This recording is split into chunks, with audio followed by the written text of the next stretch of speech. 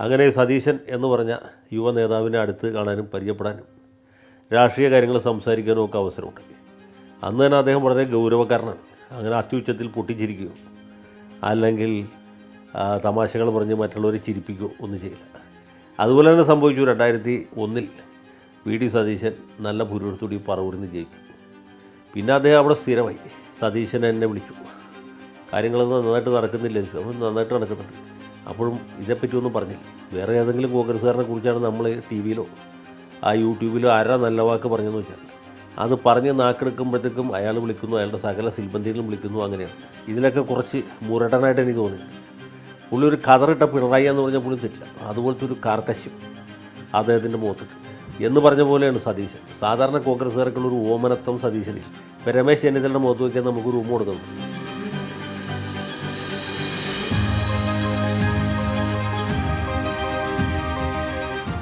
ഞാനും V D സതീശനും ഏറെക്കുറെ സമപ്രായക്കാരാണെന്ന് പറയാം. എന്നെക്കാളും 2 വയസ്സ് കുറവേ ഉള്ളൂ അദ്ദേഹത്തിന്. പഠിക്കുന്ന കാലത്തൊന്നും ഞങ്ങൾ തമ്മിൽ ഒരു പരിചയമില്ല. അദ്ദേഹം എറണാകുളം ജില്ലയിലെ നെട്ടൂർ സ്വദേശിയാണ്. എൻ്റെ വീട് ആലുവയ്ക്കടുത്ത് ദേശമാണ്. ഞാൻ പഠിച്ചത് ആലുവ UC കോളേജിലും അദ്ദേഹം പഠിച്ചത് തേവരയിലെ SH കോളേജിലുമാണ്. പിന്നീട് ഞാൻ ലോ കോളേജിലൊക്കെ പഠിക്കുന്ന സമയത്ത് വി ഡി സതീശൻ്റെ പേര് കേട്ടിട്ടുണ്ട്. അദ്ദേഹം മഹാത്മാഗാന്ധി സർവകലാശാല യൂണിയൻ ചെയർമാനായിരുന്നു. ഞാൻ 1989 വക്കീലായിട്ട് ഹൈക്കോടതിയിൽ പ്രാക്ടീസ് തുടങ്ങുന്നത്. അന്ന് സതീശൻ വന്നിട്ടില്ല. 1-2 വർഷത്തിന് ശേഷം അദ്ദേഹം ഒരു അഭിഭാഷകനായിട്ട് കോടതിയിൽ പ്രവേശിക്കുന്നു. ഞങ്ങളുടെ ഓഫീസുകളും ഏതാണ്ട് അടുത്ത് തന്നെയാണ്. എൻ്റേത് ശ്രീ M രാമേന്ദ്രൻ്റെ കൂടെയായിരുന്നു. അത് കലൂർ ആസാദ് റോഡിലും ഇദ്ദേഹത്തിൻ്റേത് ലിസി ജംഗ്ഷനിൽ MVS നമ്പൂരി സാറിൻ്റെ കൂടെയുമായിരുന്നു. അപ്പോൾ അങ്ങനെ ഞങ്ങൾ അടുപ്പക്കാരായി. അന്ന് ഹൈക്കോടതിയിൽ ഇത്രയധികം അഭിഭാഷകരൊന്നുമില്ല. യുവ അഭിഭാഷകർ തന്നെ വളരെ കുറവാണ്. എല്ലാവരും തമ്മിൽ അറിയും. എല്ലാവരും തമ്മിൽ വലിയ അടുപ്പവും സ്നേഹവും സൗഹൃദവുമുണ്ട്. അങ്ങനെ സതീശൻ എന്ന് പറഞ്ഞ യുവ നേതാവിനെ അടുത്ത് കാണാനും പരിചയപ്പെടാനും രാഷ്ട്രീയ കാര്യങ്ങൾ സംസാരിക്കാനും ഒക്കെ അവസരമുണ്ട്. അന്ന് തന്നെ അദ്ദേഹം വളരെ ഗൗരവക്കാരനാണ്. അങ്ങനെ അത്യുച്ചത്തിൽ പൊട്ടിച്ചിരിക്കുകയോ അല്ലെങ്കിൽ തമാശകൾ പറഞ്ഞ് മറ്റുള്ളവരെ ചിരിപ്പിക്കുകയോ ഒന്നും ചെയ്യില്ല. ഒരു ഗൗരവം അദ്ദേഹത്തിന് എപ്പോഴും ഉണ്ട്. തമാശ പറയുമ്പോൾ കൂടുതലും ഗൗരവമുള്ള ആളാണ്. അന്ന് കോൺഗ്രസ്സിലെ ഈ തിരുത്തൽവാദം കൊടുമ്പിരിക്കൊണ്ടിരിക്കുന്ന സമയമാണ്. സതീശന് തിരുത്തൽവാദിയാണ്. കരുണാകരൻ കാർത്തികേയനെ മന്ത്രിസഭയിൽ ഉൾപ്പെടുത്താൻ വലിയ തെറ്റായിപ്പോയിരുന്നു. അതിൻ്റെ പരിണത ഫലമായിട്ടാണ് ഇവിടെ തിരുത്തൽവാദം ഉണ്ടായതും. തിരുത്തൽവാദത്തിൻ്റെ സാങ്കത്യം എന്താണ്, പ്രത്യയശാസ്ത്രപരമായിട്ട് അതിൻ്റെ പ്രാധാന്യം എന്താണ് എന്നൊക്കെ അദ്ദേഹം പറഞ്ഞു. അദ്ദേഹം പറഞ്ഞ ഒരു കാര്യം എനിക്കിപ്പോഴും ഓർമ്മയുണ്ട്. കരുണാകരന് അപകടം പറ്റിയതിന് ശേഷം, കാർ അപകടം പറ്റിയതിന് ശേഷം അദ്ദേഹത്തിൻ്റെ ബുദ്ധിപരമായ കഴിവുകൾ, അദ്ദേഹത്തിൻ്റെ വേഗത എല്ലാം മന്ദീഭവിച്ചിരിക്കുകയാണ്. അതിൻ്റെ ഒരു പോരായ്മയാണ് അദ്ദേഹത്തിന് ഇപ്പോഴും ഉള്ളത് എന്നാണ്. അധികം വൈകാതെ നേതൃമാറ്റമുണ്ടായി. കരുണാകരൻ്റെ സ്ഥാനത്ത് ആൻ്റണി വന്നു. പിന്നീട് രാഷ്ട്രീയത്തിൽ അദ്ദേഹത്തിൻ്റെ തിരക്കുകൾ വർദ്ധിച്ചു. അതിനിടയ്ക്ക് ഒരു ദിവസം അദ്ദേഹം എന്നോട് ചോദിച്ചൊരു കാര്യം ഇപ്പോഴും ഓർമ്മയുണ്ട്. എൻ്റെ വീടിരിക്കുന്ന മണ്ഡലം അന്ന് വടക്കേക്കരയാണ്, ഇപ്പോൾ ആലുവയാണ്. ഈ വടക്കേക്കര മണ്ഡലം എന്ന് പറഞ്ഞാൽ സ്ഥിരമായിട്ട് CPMകാർ ജയിച്ചുകൊണ്ടിരിക്കുന്ന സ്ഥലമാണ്. മാർക്സിസ്റ്റ് കോട്ടയാണ്. വടക്കേക്കരയിൽ മത്സരിക്കുകയാണെങ്കിൽ എങ്ങനെ ഉണ്ടാവും? അത് സതീശൻ വടക്കേക്കരയിൽ മത്സരിച്ചാൽ ഞാൻ പറഞ്ഞു ഒരു രക്ഷ ഉണ്ടാവില്ല, നിലം തൊടില്ല, അതൊരു വലിയ മാർക്സിസ്റ്റ് കോട്ടയാണ്. അപ്പോൾ അദ്ദേഹം വളരെ ഗൗരവത്തോടി ഒന്ന് പുഞ്ചിരിച്ചു. 1996 അദ്ദേഹത്തിന് മത്സരിക്കാൻ സീറ്റ് കിട്ടി. വടക്കേക്കരയായിരുന്നില്ല, തൊട്ടടുത്ത് പറവൂർ മണ്ഡലമായിരുന്നു. പറവൂരും ഒരു കമ്മ്യൂണിസ്റ്റ് കോട്ടയാണ്. എന്നാലും വടക്കേക്കരയുടെ അത്രയില്ല എന്ന് മാത്രമേ ഉള്ളൂ. പറവൂരിൽ സതീശൻ വന്ന് മത്സരിച്ചു. ജയിക്കാൻ ഒരു സാധ്യതയില്ല എന്ന് നമുക്കറിയാം, സതീശനും അറിയാം. അദ്ദേഹം പരാജയപ്പെട്ടു. പക്ഷേ അപ്പോഴും 1000-ൽ പരം വോട്ടുകൾക്ക് തോറ്റുള്ളൂ. അതിനുശേഷം അദ്ദേഹം പറവൂർ കേന്ദ്രമായിട്ട് പ്രവർത്തിക്കാൻ തുടങ്ങി. പലരും ധരിച്ചിട്ടുള്ളത് വി ഡി സതീശൻ പറവൂർക്കാരനാണെന്നാണ്. അങ്ങനെയല്ല. പറവൂരിൽ അദ്ദേഹം ആദ്യമായിട്ട് വരുന്നത് തെരഞ്ഞെടുപ്പിൽ മത്സരിക്കാനായിട്ടാണ്. പക്ഷേ മത്സരിച്ചതിന് ശേഷം അവിടെ തന്നെ തുടർന്നു. അവിടെ തുടരുന്ന സമയത്താണ് അദ്ദേഹത്തിൻ്റെ വിവാഹം നടക്കുന്നത്. ആദ്യം തെരഞ്ഞെടുപ്പ് തോറ്റ്, അടുത്ത തെരഞ്ഞെടുപ്പ് ജയിക്കുന്നതിന് മുമ്പുള്ള ഇടവേളയിൽ. അപ്പോൾ ഇദ്ദേഹത്തിൻ്റെ ഭാര്യാഗൃഹം എന്ന് പറഞ്ഞാൽ എൻ്റെ വീടിൻ്റെ വളരെ അടുത്താണ്. എൻ്റെ വീട്ടിൽ നിന്ന് വിളിച്ചാൽ കേൾക്കുന്ന ദൂരമുള്ളൂ. ഭാര്യാപിതാവ് ആലുവ FACTയിലെ ഒരു ഉയർന്ന ഉദ്യോഗസ്ഥനാണ്. എനിക്ക് വളരെ സുപരിചിതനായിട്ടുള്ള വ്യക്തിയാണ്. ഈ വിവാഹാലോചന വരുന്ന സമയത്ത് ഒരു അഭിഭാഷകൻ എന്നുള്ള നിലയ്ക്ക്, സതീശൻ്റെ പരിചയക്കാരൻ എന്നുള്ള നിലയ്ക്കും പുള്ളി അഭിപ്രായം ചോദിച്ചാൽ എന്നോടാണ്. ഞാൻ വളരെ നല്ല അഭിപ്രായം തന്നെ പറയുകയും ചെയ്തു. കല്യാണം നടക്കുകയും ചെയ്തു. എറണാകുളം ടൗൺ ഹാളിൽ വെച്ചായിരുന്നു വിവാഹം എന്നാണ് എൻ്റെ ഓർമ്മ. അതിനുശേഷം അദ്ദേഹം ആലുവക്കാരനായി, ദേശത്തുകാരനായി എന്ന് വേണമെങ്കിൽ പറയാം. അപ്പോഴും പറഞ്ഞു കേട്ടത് സതീശൻ പറവൂരിൽ നിന്ന് കല്യാണം കഴിച്ചു എന്നാണ്. കല്യാണം കഴിച്ച പറവൂരിൽ നിന്നല്ല, ആലുവയിൽ നിന്നാണ്. അതിനുശേഷം അദ്ദേഹത്തെ ഇടയ്ക്ക് ദേശത്തുമൊക്കെ കാണാൻ തുടങ്ങി. അത് തൊട്ട് പിന്നാലെയാണ് അദ്ദേഹത്തിൻ്റെ പിതാവ് മരണപ്പെടുന്നത്. അന്ന് ഈ നെട്ടൂർ കുമ്പളം എന്നൊക്കെ പറഞ്ഞത് ദ്വീപുകളാണ്. ഈ നമ്മുടെ ഹൈവേ വന്നിട്ടുണ്ടെങ്കിലും 66 നമ്പർ ഹൈവേ വന്നിട്ടുണ്ടെങ്കിലും അത് ആ രീതിയിൽ ഗതാഗത യോഗ്യമായിരുന്നില്ല. ഞങ്ങൾ ഹൈക്കോടതിയിൽ നിന്ന് കുറച്ച് വക്കീലന്മാർ ഇദ്ദേഹത്തിൻ്റെ വീട്ടിൽ പോയി ഞാൻ ഓർക്കുന്നു, അച്ഛൻ മരിച്ച സമയത്ത്. അതൊരു ചെറിയ വീടാണ്. അവിടെയാണ് ഈ മൃതദേഹം കണ്ടത്. ഞങ്ങൾ അന്ത്യോപചാരം അർപ്പിച്ചും മടങ്ങി. അടുത്ത തെരഞ്ഞെടുപ്പിൽ അദ്ദേഹം പറവൂർ മത്സരിക്കുന്നു. അപ്പോൾ ഞാൻ CPI കാരനായതുകൊണ്ട്, അന്ന് ഒരു പ്രസംഗ തൊഴിലാളി ആയതുകൊണ്ടും പറവൂർ മണ്ഡലത്തിൻ്റെ വിവിധ ഭാഗങ്ങളിൽ പോയി ഇദ്ദേഹത്തിനെതിരെ പ്രസംഗിക്കാനുള്ള ഒരു യോഗം എനിക്കുണ്ടായി. മാത്രമല്ല CPI സ്ഥാനാർത്ഥി P. രാജുവിൻ്റെ നാമനിർദ്ദേശ പത്രിക വായിച്ച് അതിൽ തെറ്റൊന്നുമില്ല എന്ന് ഉറപ്പുവരുത്തുന്ന ജോലിയും എനിക്കായിരുന്നു. നാമനിർദ്ദേശ പത്രിക കൊടുക്കാൻ പോയത് ഞാനിപ്പോഴും ഓർക്കുന്നുണ്ട്. ആ നോമിനേഷൻ കൊടുക്കാൻ പോകുമ്പോൾ തന്നെ എനിക്ക് മനസ്സിലായി രാജു ചേട്ടൻ ജയിക്കില്ല എന്ന്. കാരണം ഈ വോട്ടർമാരുടെ ഇടയിൽ നിന്നുള്ള പ്രതികരണം കുറച്ച് തണുത്തായിരുന്നു. നമുക്ക് ഈ പ്രതികരണം കാണുമ്പോൾ മനസ്സിലാവും ആളുകൾ എങ്ങനെയാണ് ചിന്തിക്കുന്നത്. അവരുടെ മുഖത്ത് നോക്കിയാൽ അവരല്ലെങ്കിൽ കൈ പിടിച്ച് കുലുക്കുമ്പോൾ അവരുടെ മുഖത്തുള്ള ഭാവം, ആ കുലുക്കുന്നതിൻ്റെ ശക്തി കണ്ടറിയാം. അപ്പോൾ എനിക്ക് മനസ്സിലായി ഇത്തവണ നമ്മുടെ കാര്യം ബുദ്ധിമുട്ടാണ്. പക്ഷേ മത്സരം വളരെ കടുത്തായിരുന്നു, ഭയങ്കരമായ മത്സരമായിരുന്നു. പക്ഷേ ആ സമയത്ത് തന്നെ നമ്മുടെ സുഹൃത്തായ ഒരു പ്രവർത്തകൻ പറഞ്ഞു, ഇത്തവണ കാര്യം പോക്കാട്ടോ, ലാഭം ജയിക്കാനാണ് സാധ്യത എന്ന്. ആ നിസാർ എന്ന് പറഞ്ഞാൽ മാഞ്ഞാലിയിലുള്ള ഒരു സുഹൃത്താണ്, അദ്ദേഹം CPM കാരനാണ്. അപ്പം ഞാൻ നിസാറിനോട് പറഞ്ഞു, നിസാറേ ഇവൻ ജയിക്കുന്നു എന്നുള്ളതല്ല അതിലെ പ്രശ്നം, ജയിച്ചു കഴിഞ്ഞാൽ പിന്നെ ഇവിടെ നിന്ന് പോവില്ല. ഈ മാവുമ്മൽ ഇത്തിക്കണ്ണി കയറുന്ന പോലെയാണ്, മാവ് ഉണങ്ങിയാലും ഇത്തിക്കണ്ണി പോകില്ല. അത് പറഞ്ഞപ്പോൾ നിസാർ ചിരിച്ച ചിരി എൻ്റെ മനസ്സിൽ ഇപ്പോഴുണ്ട്. അതുപോലെ തന്നെ സംഭവിച്ചു. 2001 VD സതീശൻ നല്ല ഭൂരിപക്ഷത്തോടെ പറവൂരിൽ നിന്ന് ജയിച്ചു. പിന്നെ അദ്ദേഹം അവിടെ സ്ഥിരമായി. VD സതീശൻ പറവൂർക്കാരനായിട്ട് മാറി. എന്ന് മാത്രമല്ല നിയമസഭയിലും ഗംഭീര പെർഫോമൻസ് ആയിരുന്നു. അതേക്കുറിച്ച് പിന്നീടൊരു അവസരത്തിൽ സതീശൻ എന്നോട് പറഞ്ഞിട്ടുണ്ട്. ഒരിക്കൽ ഞങ്ങൾ എറണാകുളത്ത് നിന്ന് ആലുവയ്ക്ക്, അതായത് ദേശത്തേക്ക് കാറിൽ ഒരുമിച്ച് യാത്ര ചെയ്യുമ്പോൾ അദ്ദേഹം പറഞ്ഞു, എൻ്റെ കുട്ടിക്കാലം മുതലുള്ളൊരു വലിയ ആഗ്രഹമായിരുന്നു ഒരു നിയമസഭാംഗമാവണം എന്നുള്ളത്. അതിന് കാരണം എന്താണെന്ന് വെച്ചാൽ കുട്ടിക്കാലത്ത് ഞാൻ വായിച്ചിരുന്ന പത്രം കേരള കൗമുദിയാണ്.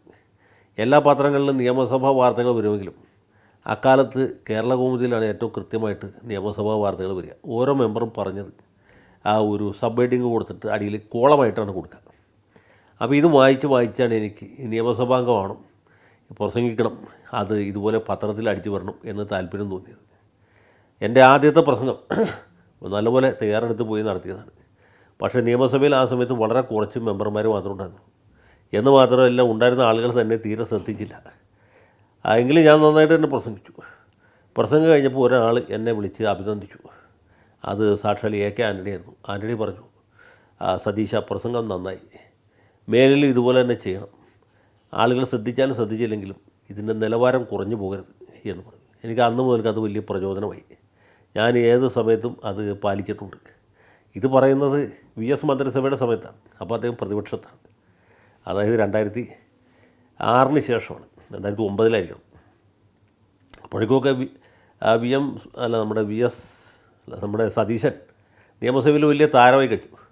അന്ന് മന്ത്രിയായിരുന്ന റവന്യൂ മന്ത്രിയായിരുന്ന സാക്ഷാൽ KP രാജേന്ദ്രൻ എന്നോട് പറഞ്ഞു, എൻ്റെ പൊന്ന് ജയശങ്കറെ, കഴിഞ്ഞ ഒരാഴ്ച സമാധാനം ഉണ്ടായിരുന്നു, ഈ VD സതീശൻ ഫോക്കാനേക്ക് പോയി കയറുന്നു, ഇന്നലെ അയാൾ തിരിച്ചു വന്നു, വലിയ ശല്യമാണ്. അതായത് ഇദ്ദേഹം ഇങ്ങനെ നിരന്തരമായിട്ട് ചോദ്യങ്ങൾ ചോദിച്ചും ക്രമപ്രശ്നങ്ങൾ ഉന്നയിച്ചും കാര്യങ്ങൾ ശക്തമായ ഭാഷയിൽ അവതരിപ്പിച്ചും മന്ത്രിമാരെ വെള്ളം കുടിപ്പിച്ചുകൊണ്ടിരിക്കുകയാണ്. അതുമാത്രമല്ല, സതീശനോട് ഞാൻ ഒരു കാര്യം ചോദിച്ചു, അപ്പോൾ ഈ നിയമസഭയിൽ നിങ്ങൾക്ക് ഏറ്റവും താല്പര്യമായിട്ട് തോന്നിയ മെമ്പർമാരാരൊക്കെയാണ്? അദ്ദേഹം പറഞ്ഞു, ഏറ്റവും അനുകരണീയമായ വ്യക്തികൾ 2 പേരാണ്. ഒന്ന് K. മാണി സാറാണ്. ഈ മാണി സാറിൻ്റെ ഒരു ലീഗൽ സെൻസ് ഭയങ്കരമാണ്. പിന്നെ ഒരാൾ ആര്യാടൻ മുഹമ്മദാണ്. ആര്യാടൻ്റെ പൊളിറ്റിക്കൽ സെൻസും അതിഗംഭീരമാണ്. ഈ 2 പേരുമാണ് എൻ്റെ ഗുരുനാഥന്മാർ. അവർ 2 പേരെയാണ് ഞാൻ മാതൃകയായിട്ട് സ്വീകരിച്ചിട്ടുള്ളത് എന്ന്. അതുപോലെ പുള്ളി വേറെ ചില മെമ്പർമാരെ കുറിച്ചൊക്കെ പറഞ്ഞു. അത് ഞാനിവിടെ ആവർത്തിക്കാൻ ആഗ്രഹിക്കുന്നില്ല, അതൊക്കെ വലിയ തമാശയാണ്. എന്തെങ്കിലും ആവട്ടെ, ഇത് കഴിഞ്ഞ കാലം പിന്നെയും കടന്നുപോയി. ആ സമയത്താണ് എൻ്റെ അമ്മ മരിക്കുന്നത്. അമ്മ മരിച്ചപ്പോൾ ഈ വാർത്ത അറിഞ്ഞ അദ്ദേഹം അന്നല്ല, കുറച്ച് ദിവസം കഴിഞ്ഞ ഒരു ദിവസം വീട്ടിൽ വന്നിരുന്നു. പക്ഷേ സംഗതി വശാൽ ഞാൻ ആ സമയത്ത് ഉണ്ടായിരുന്നില്ല. അദ്ദേഹം വീട്ടിൽ വന്ന് എൻ്റെ സഹോദരിയോടും മറ്റു കുടുംബാംഗങ്ങളോടൊക്കെ അനുശോചനം രേഖപ്പെടുത്തി തിരിച്ചു പോണിച്ചത്. അങ്ങനെ ഞങ്ങൾ തമ്മിൽ അത്ര വലിയ അടുപ്പമൊന്നും ഇല്ല. ഇത് കേൾക്കുന്നവരായിരിക്കും ഞാനും സതീശന് തോളി കഴിഞ്ഞിട്ട് നടക്കുന്നവർ, അങ്ങനെയൊന്നുമല്ല. അദ്ദേഹം വളരെ അത്യപൂർവമായിട്ട് മാത്രമേ ഫോണിലൊക്കെ വിളിക്കാറുള്ളൂ. ഇദ്ദേഹം പ്രതിപക്ഷ നേതാവായതിനു ശേഷം ഞാൻ അദ്ദേഹത്തെ പ്രശംസിച്ചുകൊണ്ടും പുള്ളി പറവൂർ മത്സരിച്ച മിക്കവാറും എല്ലാ ഇലക്ഷനിലും അദ്ദേഹത്തിന് എതിരെ പ്രസംഗിക്കാനുള്ള ഭാഗ്യം എനിക്കുണ്ടായിട്ടുണ്ട് എന്നൊക്കെ പറഞ്ഞുകൊണ്ട് ഒരു വീഡിയോ ചെയ്തപ്പോൾ ആ വീഡിയോ കഴിഞ്ഞ് ഒരു മാസം 1.5 മാസം കഴിഞ്ഞപ്പോൾ സതീശൻ എന്നെ വിളിച്ചു. കാര്യങ്ങളൊന്നും നന്നായിട്ട് നടക്കുന്നില്ല എന്ന് ചോദിച്ചു. അവൻ നന്നായിട്ട് നടക്കുന്നുണ്ട്. ഓ ശരി എന്ന് പറഞ്ഞു.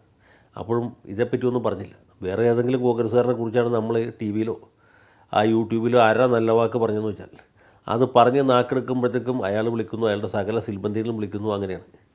സതീശൻ അങ്ങനെ ചെയ്യുന്ന ഒരാളെ അല്ല. അദ്ദേഹത്തിന് ഈ പബ്ലിക് റിലേഷൻ്റെ കാര്യത്തിൽ വളരെ പിന്നോക്കമാണ്. ഇങ്ങനെ വിളിക്കുന്നവരെ പിന്നെ പ്രോത്സാഹിപ്പിക്കുക, അവർക്ക് അവലോസുണ്ട മേടിച്ചു കൊടുക്കുക, അല്ലെങ്കിൽ സർബത്ത് മേടിച്ചു കൊടുക്കുക, എന്തെങ്കിലും സൗകര്യങ്ങൾ ചെയ്യുക, അങ്ങനെയൊന്നും ചെയ്യുന്ന ആളല്ല. ഇതിലൊക്കെ കുറച്ച് മുരടനായിട്ട് എനിക്ക് തോന്നിയിട്ടുണ്ട്. പുള്ളി ഒരു കതറിട്ട പിണറായി എന്ന് പറഞ്ഞാൽ പുള്ളി തെറ്റില്ല. അതുപോലത്തെ ഒരു കാർക്കശ്യം അദ്ദേഹത്തിൻ്റെ മുഖത്തിട്ട് ഈ സിനിമാ നടൻ തിലകൻ്റെയൊക്കെ മുഖത്ത് നോക്കുന്ന പോലെ. തിലകനൊക്കെ എത്ര സോഫ്റ്റായിട്ടുള്ള കഥാപാത്രങ്ങൾ അവതരിപ്പിച്ചാലും അതിനൊരു പാരുഷ്യം ഉണ്ടാവും എന്ന് പറഞ്ഞ പോലെയാണ് സതീശൻ. സാധാരണ കോൺഗ്രസ്സുകാർക്കുള്ളൊരു ഓമനത്വം സതീശനില്ല. ഇപ്പോൾ രമേശ് ചെന്നിത്തലയുടെ മുഖത്ത് വയ്ക്കാൻ നമുക്ക് റൂം കൊടുക്കുന്നു. അത്രയും കോമളമായ ഒരു മുഖമാണ്. ഉമ്മൻചാണ്ടി സാറിനെ കണ്ടല്ലോ അത്. ആ ഒരു ശിശു തുല്യമായിട്ടുള്ള നിഷ്കളങ്കത അദ്ദേഹത്തിൻ്റെ മുഖത്ത് തോന്നും. യഥാർത്ഥത്തിൽ നിഷ്കളങ്കനാണോ അല്ലേ എന്നുള്ള വേറെ കാര്യം. പക്ഷേ ഈ തോന്നൽ നമുക്കുണ്ടോ? സതീശനെ കണ്ടാൽ നമുക്ക് തോന്നില്ല. നമ്മൾ ആ നിൽക്കുന്ന സ്ഥലത്ത് ഒരടി പുറകിലേക്ക് മാറി കന്നു. എനിക്കെപ്പോഴും അങ്ങനെ തോന്നിയിട്ടുണ്ട്. അപ്പോൾ നമ്മൾ തമ്മിൽ വ്യക്തിപരമായിട്ട് എത്ര അടുപ്പമുണ്ടെങ്കിലും അദ്ദേഹം അങ്ങനെ അടുപ്പം കാണിക്കുകയോ അതുപോലെ ഒരു ഊഷ്മളമായ രീതിയിൽ പെരുമാറുകയോ ചെയ്യില്ല. ഇപ്പോൾ സമീപകാലത്ത് പ്രതിപക്ഷ നേതാവായതിന് ശേഷം ഒരിക്കൽ വീട്ടിൽ വരികയുണ്ടായി.